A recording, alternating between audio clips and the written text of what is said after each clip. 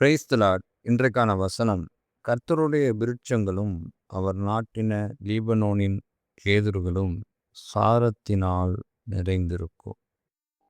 கர்த்தர் நாட்டின எதுவுமே சாரத்தினால் நிறைந்திருக்கும்.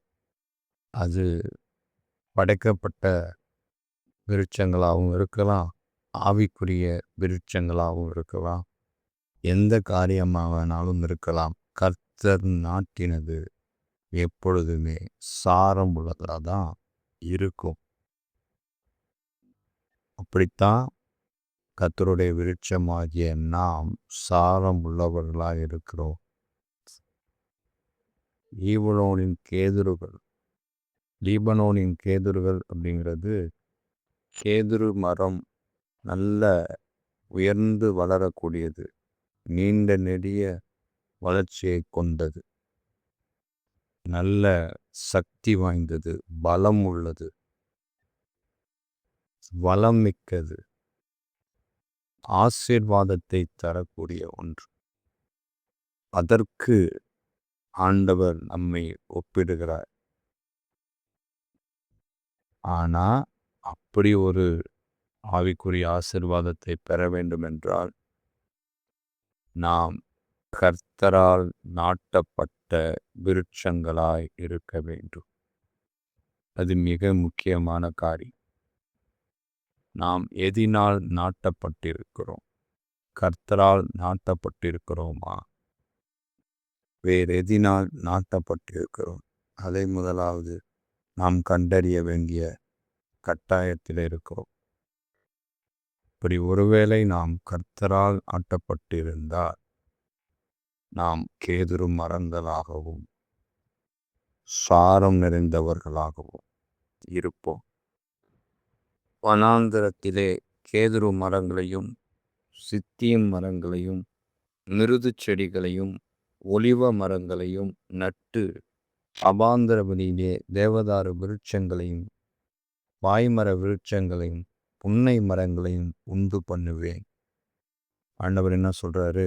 வனாந்திரத்துல நான் இப்படிப்பட்ட விருட்சங்களை நடுவேன். அது கனி கொடுக்கிறதா இருக்கும், அது வளமிக்கதா இருக்கும் அப்படின்னு சொல்றாரு. வனாந்திரத்துல எப்படி இது சாத்தியமாகும்? வனாந்திரத்துல முடியுமா? வனாந்திரத்துல ஒரு செடி வளருமா? ஒரு மரம் வளருமா? அங்க கனி கொடுக்க முடியுமா? அப்படின்னு நம்ம யோசிக்கும்போது, ஆண்டவர் அதையும் செய்து காமிக்கிறார். அதே வேளையில ஆவிக்குரிய விதத்தில் அவர் சொல்றார். வனாந்தரம் அப்படிங்கும்போது நம்முடைய வாழ்க்கை வனாந்தரமாய் இருந்தால், நம்முடைய வாழ்க்கை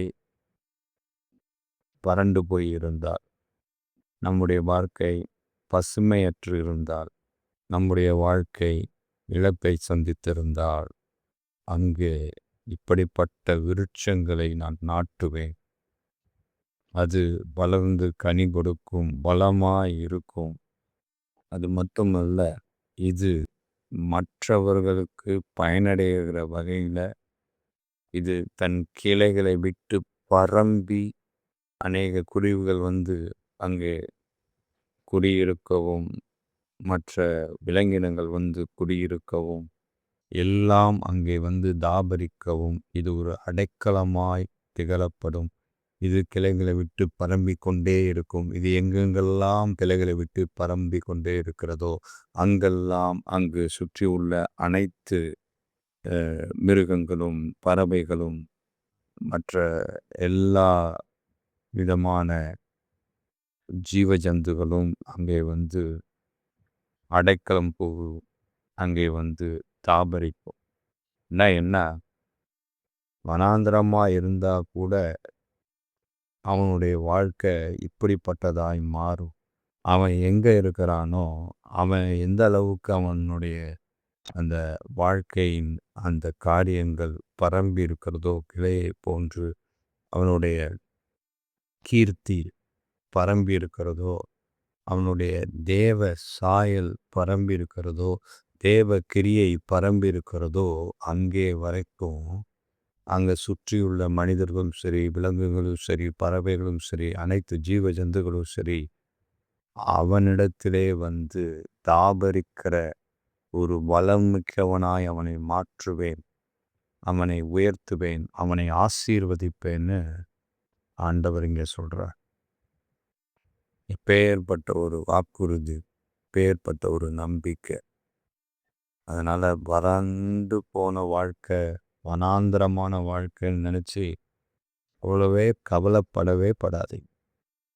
ஆண்டவர் இப்படி ஒரு காரியத்தை வைத்திருக்கிறார். ஆனால் நாம் அவரால் நாட்டப்பட்டுட்டா மட்டும் போதும். அவரால் நாட்டப்பட்ட விருட்சமாக இருந்துட்டா போதும். மற்றவைகளை அவர் பார்த்து கொள்வார். அவர் காரியத்தை வாய்க்க செய்வார். நாம் கிளையை விட்டு பரம்பி பரம்பி வளர வேண்டியது தான். அதன் நிழலிலே அநேக ஜீவஜந்துகள் வந்து தாபரிக்க வேண்டியது தான் காரியம். காதுள்ளவர்கள் கேட்க கடவர்கள். ஆமென்.